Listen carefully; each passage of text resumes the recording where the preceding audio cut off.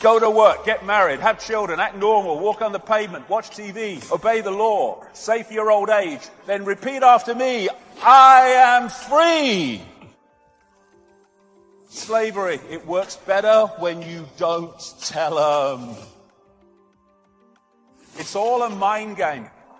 William Casey, CIA director, will know when our disinformation program is complete when everything the American public believes is false.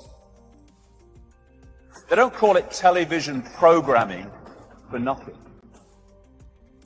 What if all you ever knew was a lie? What we call stupid equals asleep. What we call asleep is hypnotized. And what we call hypnotized is unconscious. We have been systematically put into a state of unconsciousness so that we cannot see what we are part of and what we are experiencing, though that is changing and changing fast. Until you make the unconscious conscious, it will direct your life and you will call it fate. All the time, the subconscious, which we're not aware of, is dictating the behavior and responses of the conscious. And if we don't understand the unconscious, then the conscious will just be a pawn in a game. It doesn't understand. Go to work, get married, have children, act normal, walk on the pavement, watch TV, obey the law, save for your old age. Then repeat after me, I am free. And we keep having to say we're free, and in America they keep having to tell the people they're free every 5 minutes because they might otherwise suss that they're not. Slavery was never abolished. It was only extended to include everyone. And yet people go so out of their way to convince themselves they're not in a state of slavery. First stage of disconnecting from slavery, realize you're in a state of slavery.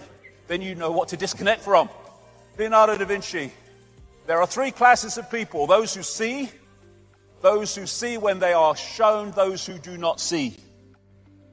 And this system we call life is designed, again from cradle to grave, to make sure as many people do not see. And that's what I call the perception deception. These are 3 major CIA people. William Casey, CIA director, will know when our disinformation program is complete when everything the American public believes is false.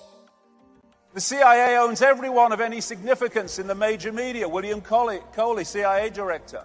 Deception is a state of mind and the mind of the state. James Angleton, infamous CIA operative.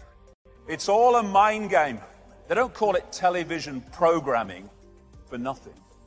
It tells you what to wear, what to eat, what to think, what to love, what to fear, who to ridicule, who to condemn. One of the saddest lessons of history is this. If we've been bamboozled long enough, we tend to reject any evidence of the bamboozle. We're no longer interested in finding out the truth. It's simply too painful to acknowledge, even to ourselves, that we've been taken. Once you give a charlatan power over you, you almost never get it back. Almost never. But we're fricking going to. But that's what it is. It's a bamboozle. It's a mind program. This is cognitive dissonance. This is a definition of it. Sometimes people hold a core belief that is very strong. When they're presented with evidence that works against that belief, the new evidence cannot be accepted. It would create a feeling that is extremely uncomfortable called cognitive dissonance. And because it is so important to protect the core belief, they will rationalize, ignore, and even deny anything that doesn't fit in with the core belief. Mark Twain, it's easier to fool people than to convince them they have been fooled. Why? Because they don't, understandably, want to realize they've been fooled. But it's a wonderful thing to realize you've been fooled. It's a great gift, because from that point you will not be fooled any longer. It's a wonderful gift. This is another fundamental aspect of the bamboozle. called Stockholm Syndrome, a psychological phenomenon in which hostages express empathy and have positive feelings towards their captors, sometimes to the point of defending them. And this scene from the first Matrix movie captured the Stockholm Syndrome so perfectly. You have to understand, most of these people are not ready to be unplugged, and many of them are so inert, so hopelessly dependent on the system, that they will fight to protect it. And this great man, Giordano Bruno, it is proof of a base and low mind for one to wish to think with the masses or the majority, merely because the majority is the majority. Truth does not change because it is or is not believed by a majority of the people. When you find yourself on the side of the majority, it's time to pause and reflect. Why? Because history shows us that invariably the majority are always following a cul-de-sac or a dead end. Mahatma Gandhi, many people, especially ignorant people, want to punish you for speaking the truth, for being correct, for being you.